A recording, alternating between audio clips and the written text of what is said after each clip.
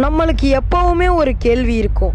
இவ்வளவு பெரிய கோவில்கள், இவ்வளவு துல்லியமான கணக்குகள், இவையெல்லாம் கம்ப்யூட்டர் மெஷின் இல்லாம எப்படி செஞ்சாங்க? இன்னைக்கு நாம பார்க்க போறது பண்டைய தமிழர்களின் அறிவியல். பாட புத்தகத்துல இல்ல, ஆனா உண்மையிலேயே இருந்த விஷயங்கள். இந்த வீடியோ முடிஞ்சதும் தமிழர்கள் சும்மா இல்லைன்னு நீங்க தான் சொல்ல போறீங்க. வாங்க வீடியோக்குள்ள போகலாம்.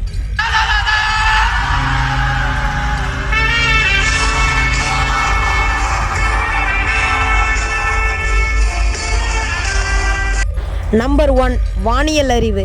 இன்றைக்கி நாம் கேலண்டர், கிளாக் யூஸ் பண்ணுறோம். ஆனால் இதுக்கு 1000 வருஷத்துக்கு முன்னாடியே தமிழர்கள் வானத்தை பார்த்தே காலத்தை கணக்கிட்டாங்க. அது எப்படி?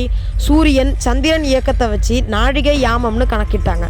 தமிழ் மாதங்கள் எல்லாமே ஆஸ்ட்ரோனாமிக்கல் கால்குலேஷன் அடிப்படையில் வடிவமைக்கப்பட்டுள்ளது. திருவள்ளுவர் கூட காலம், பருவம் பற்றி நிறைய குறள்களில் பேசியிருக்கிறாரு. இன்னொரு சுவாரஸ்யமான விஷயம் என்ன தெரியுமா?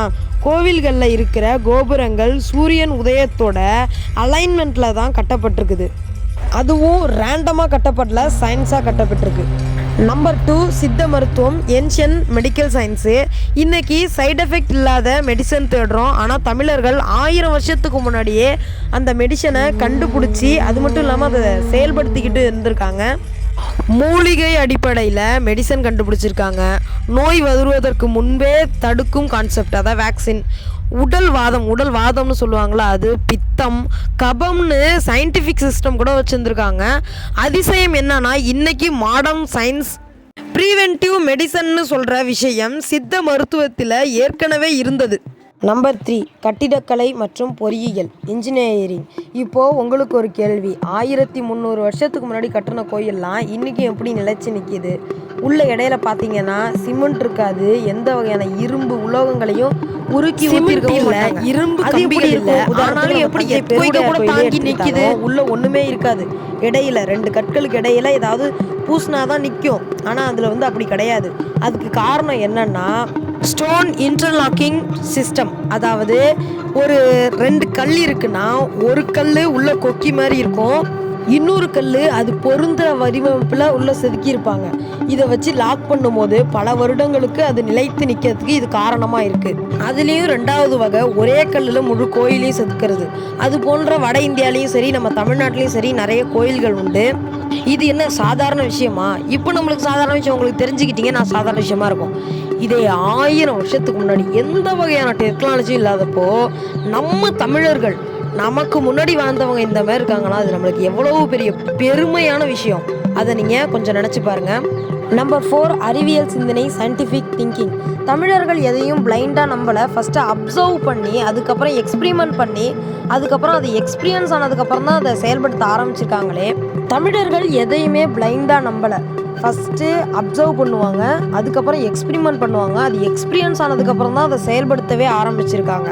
இயற்கையை அப்சர்வ் பண்ணி ரூல்ஸ் ஆக்குனாங்க. உணவு, உறக்கம், வாழ்க்கையில் நிறைய சயின்டிஃபிக் அர்த்தங்களை கொண்டு வந்தாங்க. இப்போது நம்மளுடைய தமிழர்கள் ஒரு விஷயம் செய்கிறாங்கன்னா, அது சயின்டிஃபிக் இல்லாமல் இருக்கவே இருக்காது அப்படின்ற சூழ்நிலைக்கு கொண்டு வந்தாங்க. அதனால தான் தமிழருடைய வாழ்க்கை முறையும் சயின்டிஃபிக்கால நிறைஞ்சி ஃபுல் அண்ட் ஃபுல்லி சயின்டிஃபிக்காகவே இருக்கே தவிர மற்றபடி முட்டாள்தனமான காரியங்கள்லாம் இடையில வந்த களப்பிரர்கள் ஆட்சியில் சேர்ந்தது தானே அப்படின்றது 100% ஒரு ப்ரூவான ஒரு உண்மை. இன்றைக்கி உலகம் ஏன்ஷியன் நாலேஜ் பற்றி பேச ஆரம்பிச்சிருக்கு. ஆனால் தமிழர்களுக்கு அது புதுசே கிடையாது. நம்ம முன்னோர்கள் விற்று சென்ற அறிவுகள் படிக்கப்படாமல், பேசப்படாமல் இருந்துச்சு. இப்போ தான் வரலாற்று ஆய்வாளர்களாலும் ஒரு சில யூடியூபர்ஸாலையும் சோழர்கள் போன்ற தமிழுடைய வளர்ச்சியே இவர்களால் தான் இப்போ கொஞ்சம் கொஞ்சமாக படிப்படியாக முன்னேறி வருகிறது. பண்டைய தமிழர்கள் கவிதை எழுதினவங்க மட்டும் இல்லை, சயின்டிஸ்ட்டு, இன்ஜினியர்கள், மிகப்பெரிய திங்கர்ஸ்னு இன்றைய வரலாற்று ஆய்வாளர்கள் கூறிக்கிட்டு இருக்காங்க. இதனால இது சயின்ஸ் தானா, தமிழர்கள் சும்மா இல்லை அப்படின்றது நம்மளுக்கு தெரிய வருது.